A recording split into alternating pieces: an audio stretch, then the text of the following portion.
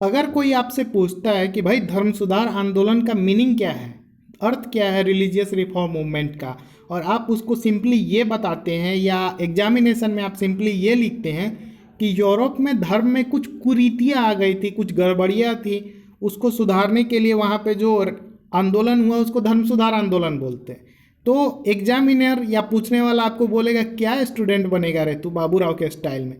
तो इसको आप आज के लेक्चर में हम लोग थोड़ा डिटेल में समझेंगे ताकि आप डिटेल में कहीं पे लिख सके, किसी को एक्सप्लेन कर सके। तो ये रिफॉर्मेशन मूवमेंट का दूसरा लेक्चर है, मीनिंग ऑफ रिफॉर्मेशन। पिछले लेक्चर में हम लोगों ने इंट्रोडक्शन को करा था, इसके अलावा हम लोगों ने पुनर्जागरण में बहुत सारे लेक्चर्स कर रखे हैं। डिस्क्रिप्शन में प्लेलिस्ट का लिंक है, वहाँ से आप जो जो लेक्चर देखना चाहें उसको एक्सेस कर सकते हैं। पीडीएफ चाहिए तो टेलीग्राम का लिंक मिल जाएगा, वहाँ से आप पीडीएफ को भी डाउनलोड कर सकते हैं। चलिए स्टार्ट करते हैं आज का लेक्चर। मेरा नाम है Dhananjay Singh, welcome to arts study में एडीजी। तो एक हिस्टोरियन है डीजे हिल, तो वो सबसे पहले रिफॉर्मेशन के बारे में क्या लिखते हैं, एक तरह से डेफिनेशन बोलिए या रिफॉर्मेशन पे कुछ कमेंट्री उनका बोलिए, तो वो लिखते हैं the reformation movement due to the presence of religious corruptions which could no longer be tolerated much was a rational and necessary product of the constitution of German mind and nature। यानी कि धर्म सुधार आंदोलन धार्मिक भ्रष्टाचारियों की उपस्थिति के कारण, जो कि अब अधिक सहन नहीं किए जा सकते थे, जर्मन मस्तिष्क एवं प्रकृति के संविधान की तर्कसंगत एवं आवश्यक उपल थी। तो ये एक तरह से प्रॉपर डेफिनेशन, आप इसको कहीं भी कोट कर सकते हैं। Christianity in Middle Ages was divided into two major branch। तो जो ईसाई धर्म था मध्यकाल में, वो दो प्रमुख शाखाओं में विभाजित था। कौन कौन सा था? तो Roman Catholic church and eastern Orthodox church, यानी कि रोमन कैथोलिक चर्च और जो पूर्वी ऑर्थोडॉक्स चर्च था, तो उसमें जो है ये विभाजित था पूरा Christianity. In Europe except Russia and Balkan Peninsula, all other countries were controlled and dominated by the Catholic Church। तो यूरोप में देखा जाए तो रसिया और बाल्कन पेनिनसुला को हटा दे तो बाकी सारे जगह पे यूरोप में रोमन जो कैथलिक चर्च था उसका इन्फ्लुएंस था, उसका दबदबा था, उसी के फॉलोअर्स थे। Thoughts were suppressed by force, but in 16th century demand for reformation turned into a movement and the growing opposition eventually resulted in the split of the Catholic Church। तो जो भी यूरोप में कोई नया सोच आता था, कोई ऐसा सुधार का बात आता था, तो उसको जो है चर्च के द्वारा सप्रेस कर दिया जाता था, दबा दिया जाता था।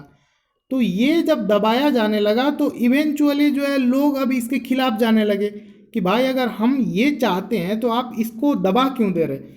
तो ये सारी बातें कब तक किसी को दबाएंगे, तो लोगों ने क्या किया, अब इसके विरोध में खड़ा हो गए लोग, और यही विरोध जो है आगे चल करके जो कैथलिक चर्च था उसमें स्प्लिट का कारण बना, यानी कि चर्च में जो है फूट आ गया, चर्च का बंटवारा हो गया एक तरह से। और ये जो मास मूवमेंट था उसी को अंग्रेजी में रिफॉर्मेशन कहा जाता है और हिंदी में धर्म सुधार आंदोलन कहा जाता है। Since the agitators has oppose the Catholic church, तो जो कैथलिक चर्च था उसमें कुछ कुरीतियाँ थी, क्योंकि सारा जो इन्फ्लुएंस था वो कैथलिक चर्च का था।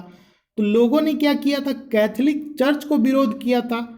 तो विरोध करने वाले को हम लोग क्या बोलते हैं, विरोध करने को क्या बोलते हैं, प्रोटेस्ट बोलते हैं ना, आंदोलन कर देना, प्रोटेस्ट करना।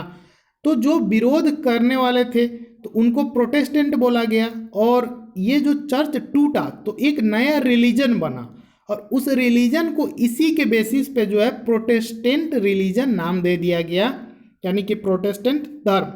And that is why it is also called Protestant movement. और इसी तरीके से जो है धर्म सुधार आंदोलन को प्रोटेस्टेंट मूवमेंट, कभी कभी टंग स्लिप हो जाता है, प्रोटेस्टेंट मूवमेंट के नाम से भी जाना जाता है। Its initial purpose was to change the corrupt system of the Catholic church. तो शुरू में जो भी लोग इसका विरोध कर रहे थे कैथलिक चर्च का, तो उनको चर्च का कुछ रूल था, कुछ नियम कानून था, चर्च का जो तौर तरीका था, पोप का जो लाइवलीहुड था, ये सब चीज़ें उनको पसंद नहीं आ रही थी। तो शुरू में उन्होंने विरोध किया था कि भाई ये सब चेंज करो। उनका कोई इंटेंशन नहीं था कि हम अपना एक नया धर्म ही बना लेंगे। वो चाहते थे कि वो कैथलिक चर्च जो रूल कर रहे हैं, जिस तरीके से वो चर्च का जो काम है वो नहीं करके वो बाकी समाज में इंटरफेयर कर रहे हैं, वो राजनीति में इंटरफेयर कर रहे, जबकि उनका काम धर्म से रिलेटेड था। धर्म में भी बहुत ज़्यादा करप्शन चल रहा था। तो लोग चाह रहे थे कि इसमें बदलाव हो, कोई नया धर्म नहीं लाया जाए। लेकिन इसमें बदलाव जब नहीं हो पाया तो एक नया धर्म का उदय हुआ, या नया धर्म ही बन गया जिसको प्रोटेस्टेंट रिलीजन बोला गया। But in course of reformation a new religion was establish. तो यही जो धर्म सुधार के क्रम में एक नया रिलीजन ही इस्टेब्लिश हो गया।